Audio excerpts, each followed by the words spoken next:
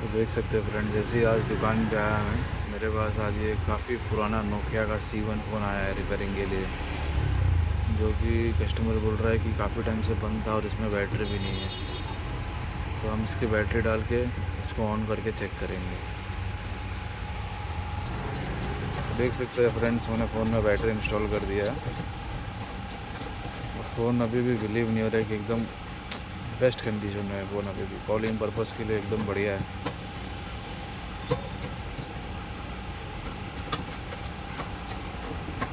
पूरे बटन भी इसके वर्किंग है।